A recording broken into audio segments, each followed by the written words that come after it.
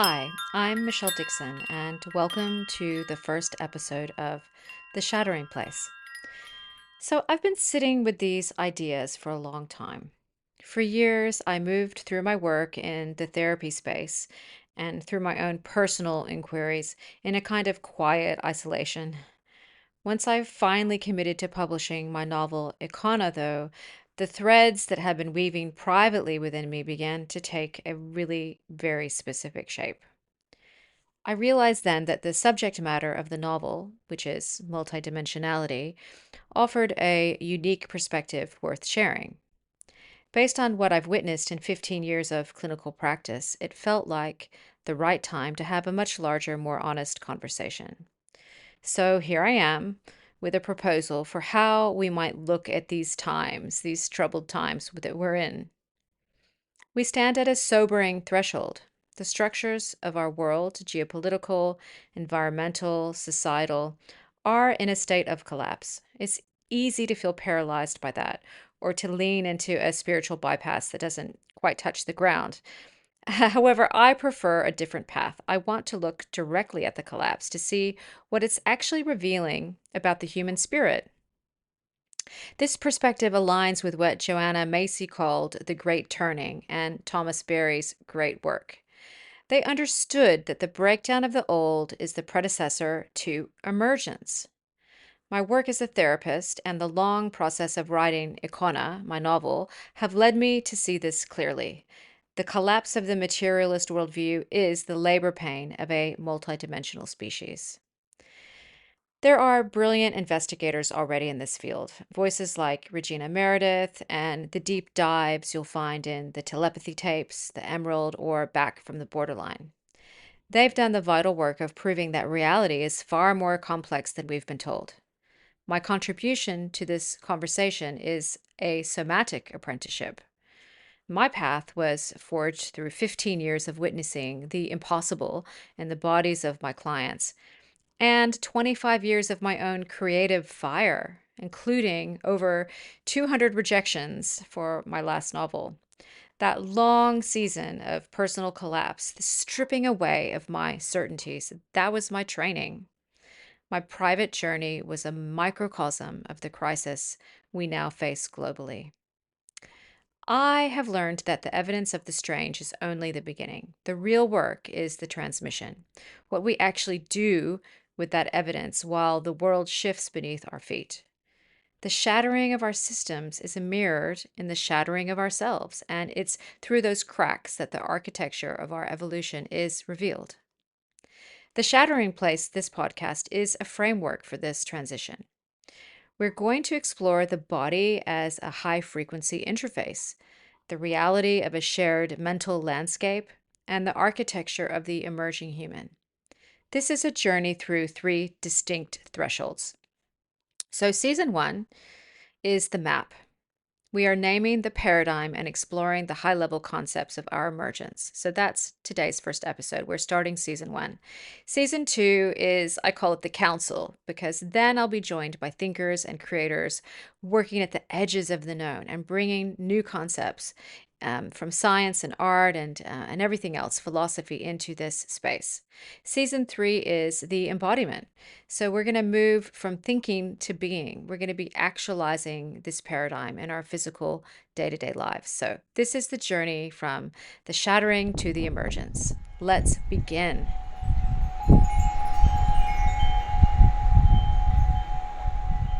Shortly, I'm going to share with you a series of moments that took place when I first started to do bodywork for trauma healing. Instances when both I and my client perceived non-ordinary reality, often having the same exact vision at the same moment. These experiences revealed something, and they healed something. They showed me that multidimensional phenomenology, when taken seriously, can create seismic shifts. An unfolding process will be charting this season. The question these moments forced me to ask is this: what if the next step in human and planetary evolution isn't technological or biological or even geopolitical? And what if it's not some magical and intangible upgrade to our DNA, but rather, what if it's perceptual? a shift in how we see reality itself. So, topics like reincarnation, near death experiences, and psychedelic assisted psychotherapy have become increasingly mainstream. So, I think we have to ask, is materialism dead? Are we right now at the dawn of a new post materialist age where mind and consciousness are understood as the fundamental aspect of reality, not just an emergent property of the brain? In this inaugural episode of the podcast, we're going to start here, moving through the fault lines where science meets mysticism, where story becomes a mirror for awakening, and the body a multidimensional space where consciousness meets itself. If we haven't met before, I want to warmly welcome you. I'm Michelle Dixon. I'm a lifelong student of consciousness, but I bring a very specific lens to this space. My path hasn't been a straight line. It's been a long and often difficult purging and ripening. Decades ago, I earned a PhD in the social sciences after majoring in international relations as an undergraduate. For my doctoral dissertation, I lived in a refugee resettlement camp, studying a people who had survived genocide. That experience stripped away any illusions I had about, the light and love type spirituality. It taught me that the weight of human suffering is real and there is an absolute necessity to have a grounded moral presence when we talk about suffering. When I eventually pivoted into the healing arts, I didn't leave that rigor behind. I underwent a long apprenticeship studying de-armoring, biodynamic touch, and shamanic practices, eventually moving into traditional counseling, including bilateral processes like EMDR, parts work, etc.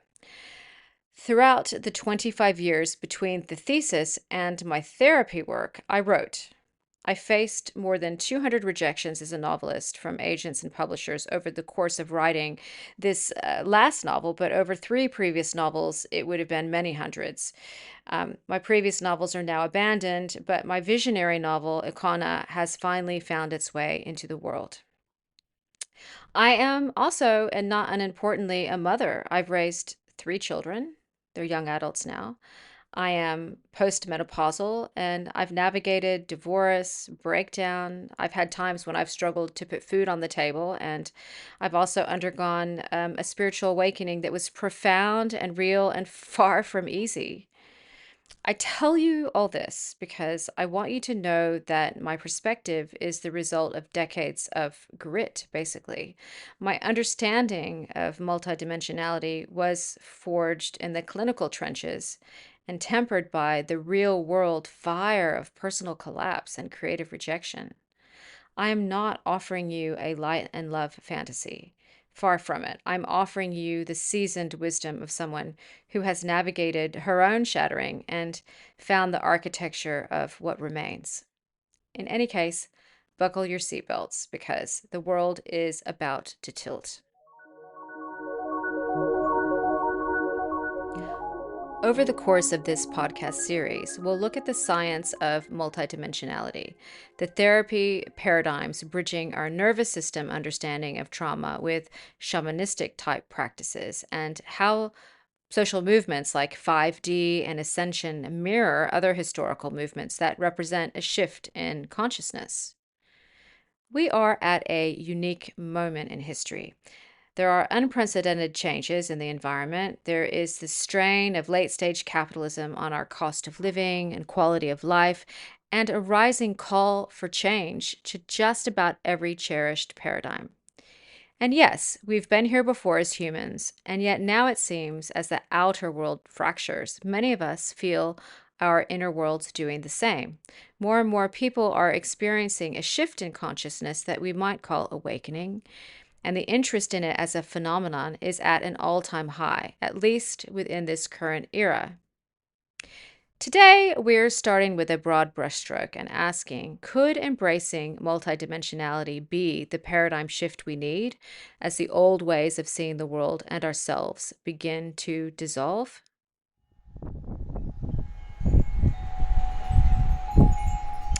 So, back to the first part of my story and where it began in my life. When I was a child, I loved rereading my favorite books. One day, at about age 9, I picked up a story I'd already read twice, but this time the ending was completely different. I can't recall the book's title now, but I remember the shock. The words I knew had changed. I read the last page again and again, trying to understand. Slowly, it dawned on me that something had shifted, not just in me, but in reality itself. I had no framework for it then, but I knew I'd slipped into another version of the world. I even ran around my bedroom, counting my dolls, checking whether anything else had changed. It hadn't, but something deep within me had. Fast forward to my early days as a trauma practitioner. During bodywork, de-armoring, myofascial release, craniosacral therapy, during this bodywork experience, early days, I began to experience phenomena that defied explanation. I would see, sense, feel presences, archetypes, ancestors, and my clients would confirm in detail that they had experienced the same thing. To give you some examples, once I began to work with a woman who was herself a healer, and I suddenly had the sense that there were four, not one, not two, but specifically four enormous presences in the room, excuse me, which felt very angelic. Afterwards, I said to her, "This may sound strange, but I feel like there were four angels in the room." And she said to me, "Well, of course there are, because I don't do anything without invoking my four angels."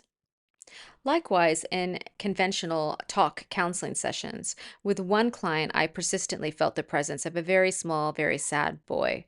When his story began to unfold, and this was an adult man, it seemed clear that this aspect of his psyche had been left behind when he experienced a great loss as a child. This is where parts work really shines, but my interest here is more about the phenomenology. The field was revealing something to me from outside of time, something real, something that had its own energetic presence and almost begged to be recognized by me. Here's the key, though. I didn't try to interpret what it meant. A shamanic lens might say it's a lost soul, but there are many different lenses depending on the culture or tradition. So, whether those were literal beings, a wounded child, angels, energy signatures, or even shared intuition presented symbolically so that I would understand, this didn't matter. What mattered was the healing that occurred, the recognition or release, the coherence.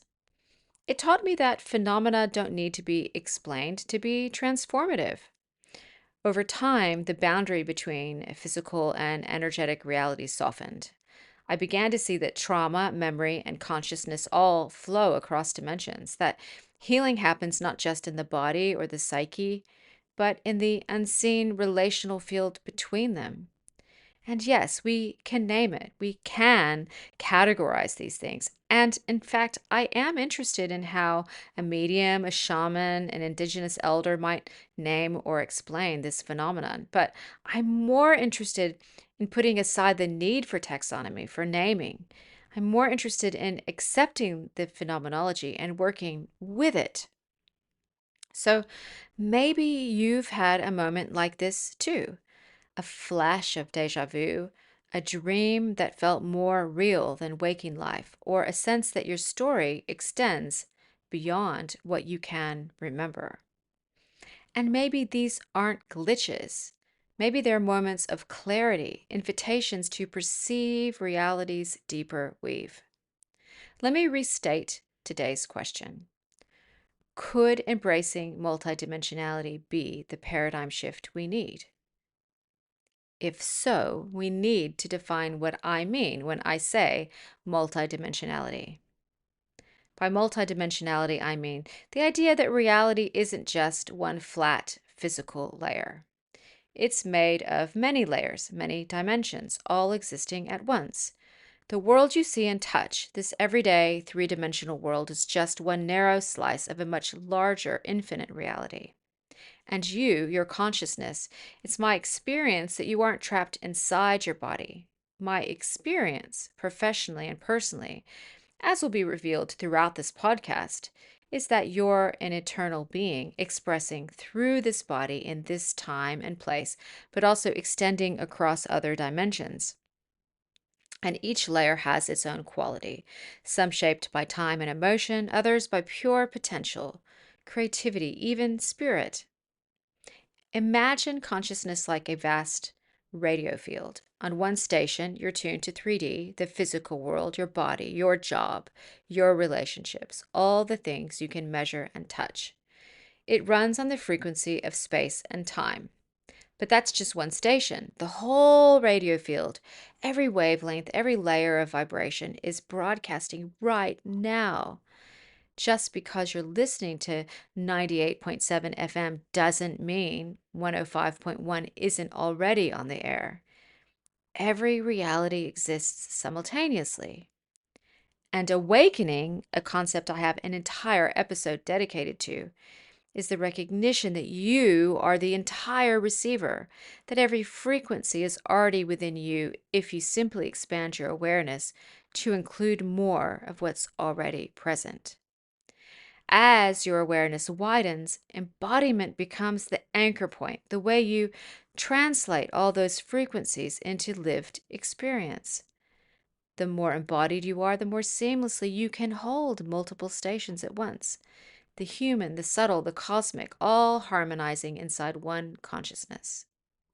Multidimensionality is about the many realities we already inhabit, and awakening is simply a way of becoming aware of them in your body-mind.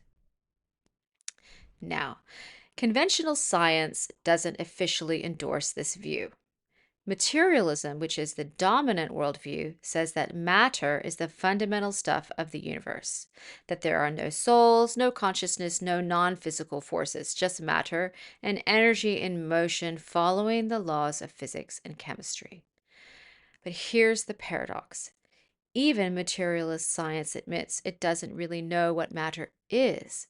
Science tells us that dark matter and dark energy make up 96% of the universe. And no one knows what those actually are. And so there are cracks in that old consensus reality.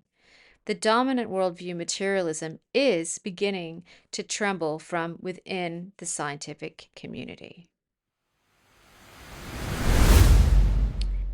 In 2014, a group of scientists and scholars, including the psychologist Lisa Miller, author of The Awakened Brain, highly recommended book, this group of scientists and scholars released what they called the Post-Materialist Manifesto.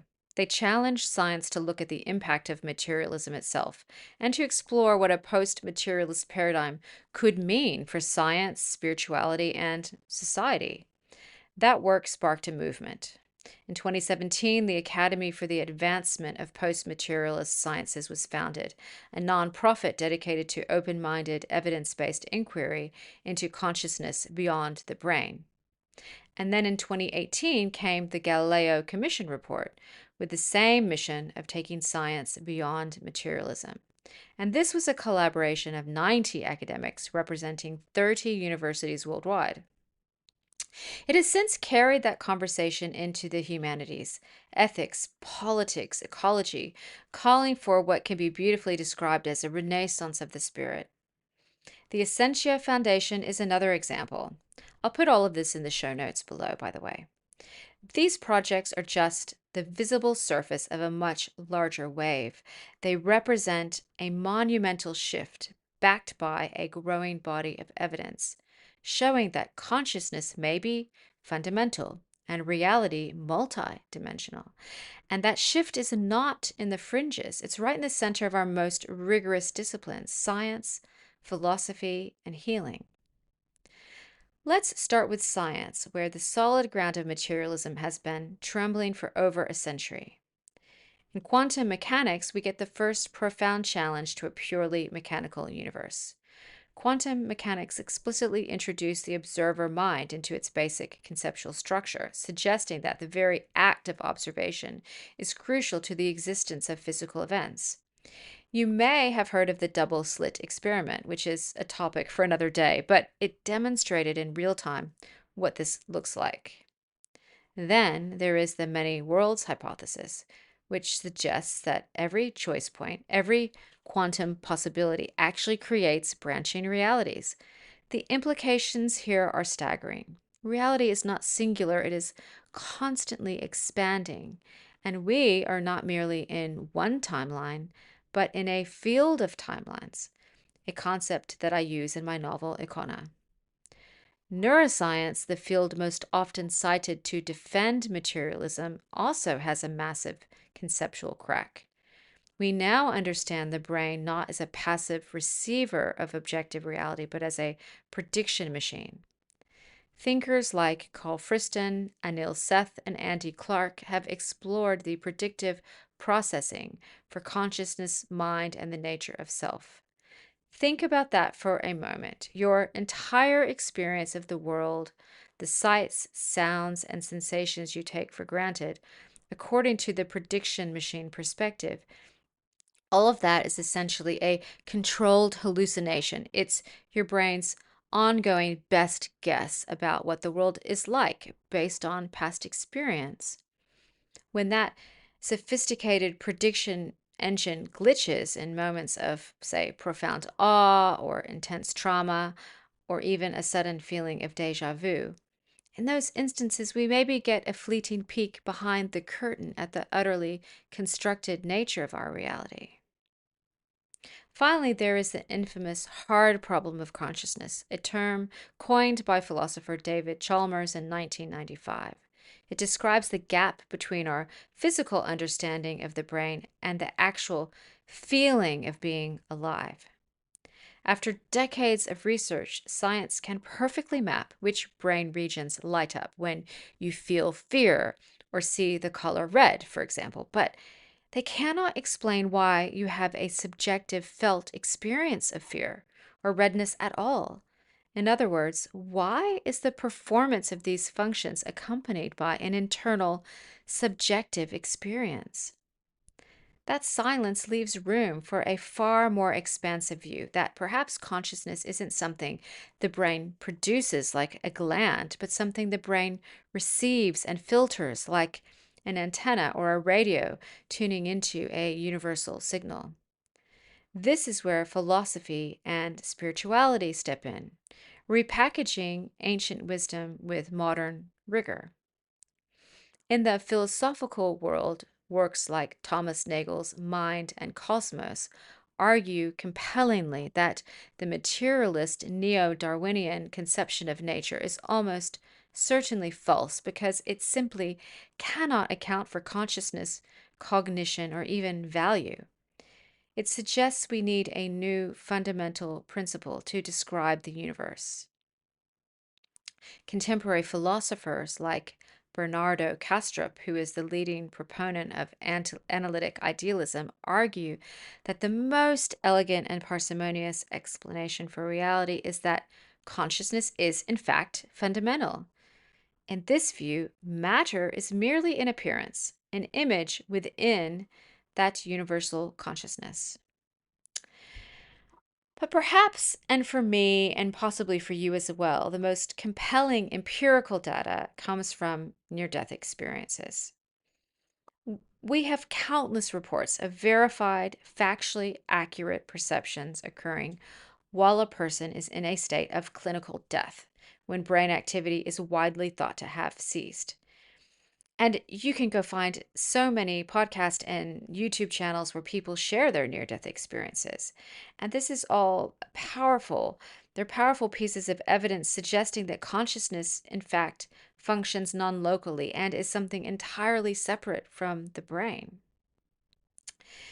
In the realm of healing the mind and soul, and I'm saying this to differentiate from healing the body of illness, but in the realm of mind and soul healing, what we're seeing is actually a tremendous synthesis of alternative healing approaches within mainstream psychological approaches. So, for example, energy healing, psychedelic therapy, shamanic journey, it's like we're witnessing a bridging of paradigms, bridging the clinical nervous system focused understanding of trauma to deep experiential shamanistic type practices that have always taken the multidimensional and energetic view of reality in the human being as a given.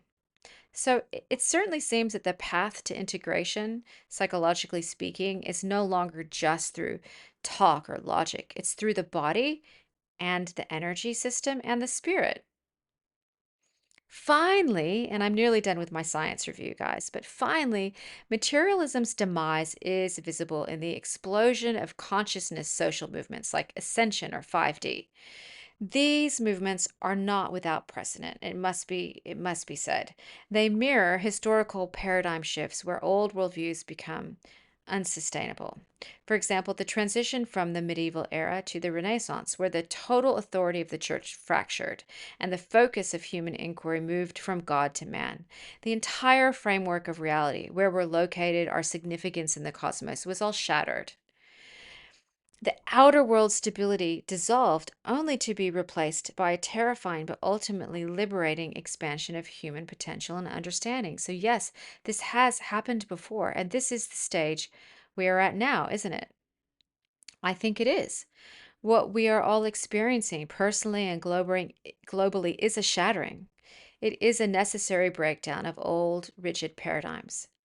The shattering creates cracks through which new and very old ways of understanding consciousness, reality, and healing are emerging. But okay, what does this mean for you and for me? What does it mean for the individual who's grappling with, for example, intergenerational patterns of toxicity, for those who wish to end a family pattern of addiction or depression? Is sticking with a personal materialist narrative of my body, my story, my reality, is this the best answer? I think what I'm seeing is that there is a shared visceral feeling that the map we've been using to navigate reality no longer matches the territory we're in. And history tells us that when an old map stops fitting reality, consciousness redraws itself. From the axial age to the Renaissance, each rupture births a new way of knowing, a new way of seeing. So perhaps words like multidimensionality and timeline shifts, maybe they're simply our new mythic language for the same eternal processes, the evolution of consciousness itself. And this brings me back to this fundamental question. What if our foundational worldview, materialism, has been fundamentally incomplete?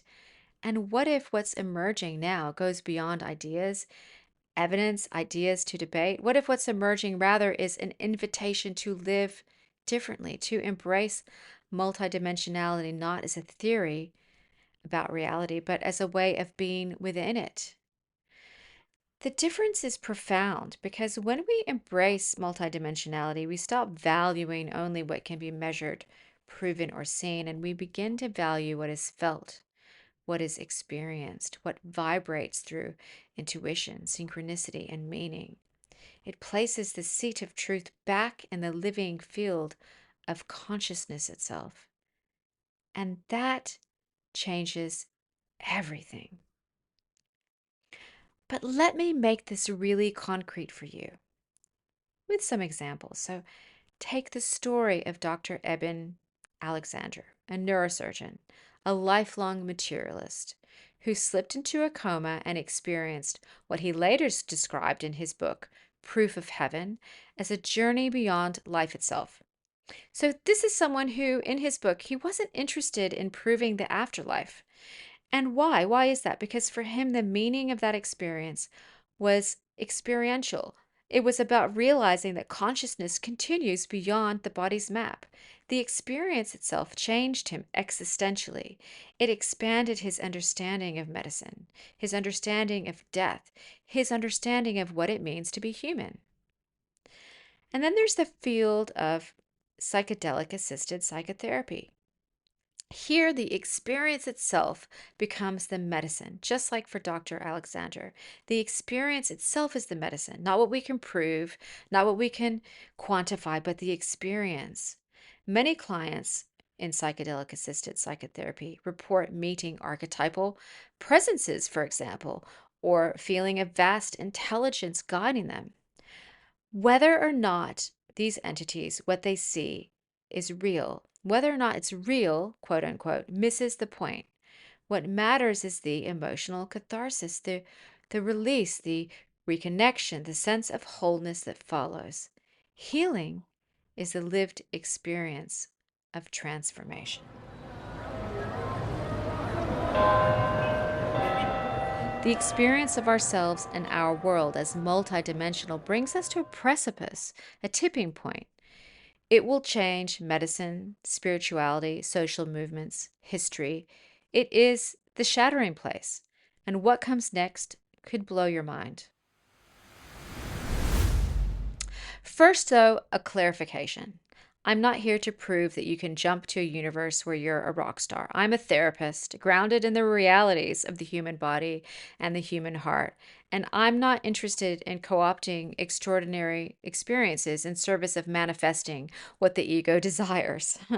When I talk about multidimensionality, I'm exploring the vastness of being, the idea that through your body, in dreams and intuition, you and we all have access to the wisdom of our ancestors, the archetypes of the collective, and perhaps even the quiet guidance of our most integrated future self. The exciting part is this: when we explore multidimensionality through the body, we make the cosmic intimate again. Also, my intention with the Shattering Place is not to hand you a new set of beliefs, although, of course, I have opinions informed by my experience and study. You get to choose what you believe, though. What I aim to do here is to open a field of inquiry so that we might all learn to live in the questions more deeply. This is a space to explore how these grand cosmic ideas can be potent tools for our very intimate human journey of healing, to inhabit life more fully with all of its mystery, pain, and breathtaking beauty. So, we've opened the inquiry. We've established that our reality is tipping and that our consciousness and our healing must evolve beyond the old maps. By dismantling the materialist view of reality, we are laying the necessary groundwork for a much larger mission. While we began today with the crack in our individual perceptions, this series is a journey towards understanding how these internal shifts mirror the inevitable transformations occurring in the collective and in societal structures. But where does the shift actually land first? Well, it lands in the one place we can't escape: the body. So, in our next episode, the body as a portal, the somatic interface, we move from the theory of the Kraken materialism to the reality of the transmission through the physical vessel. The body is a landscape holding maps of the past, echoes of the future, and it's a direct line to the infinite. The body functions as a bridge between timelines and realms, a point of focus in a multidimensional field where dreams, sensations, and synchronicities allow our perception to tap into a wider reality. I'm going to share my experiences from my therapeutic practice and my life that demonstrate how this all plays out. The truth is, my years as a somatic therapist have done more than help my clients. They've fundamentally changed my prose, my very DNA, and to the point where my body became itself like a vessel for a story called IKONA. Thank you for walking with me, everyone, to the edges of the known. And if you're ready for the entire journey, please like and follow this podcast. Also, so that you know, I have a free membership community for those who have read my novel IKONA and those who are interested in the podcast. And in this community, you gain exclusive access to writing, bonus episodes, some therapeutic processes, and also soon some monthly group calls. So the links are all below, and I hope to see you inside the membership program or back on this channel. Thanks for listening, everyone.